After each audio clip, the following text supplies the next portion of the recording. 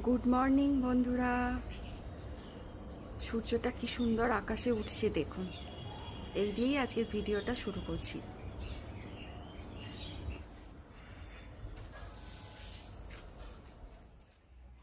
সকালে সূর্য উদয় আপনাদেরকে দেখিয়েছি, তারই মধ্যেখানে চা খাওয়া ঝাড় দেওয়া সমস্ত হয়ে গেছে। একবার চলে এসেছি বাগানে।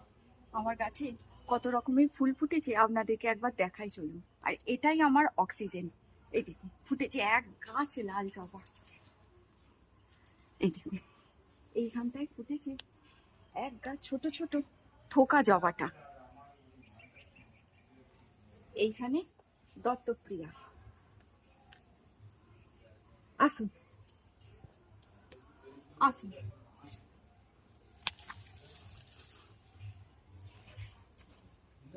ওইখানে দেখুন কত রঙ্গন।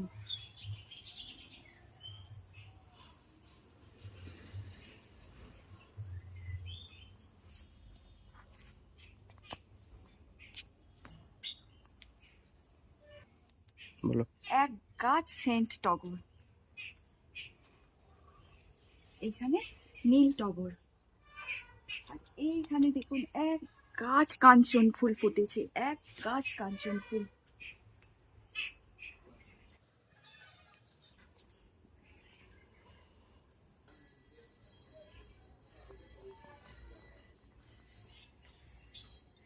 এইখানে এই ছোট্ট গাছটাতে আজকে 4টে এইরকম কালারিং জবাটা ফুটেছে। আর এইখানটাতে এক গাছ ফুটেছে আমার হলুদ আর লাল এই থোকা জবা। আর বাগানটা আজকে একটু পরিষ্কার করব, কারণ এই অল্প অল্প জলেতেই এবার পুরো বন হয়ে গিয়েছে।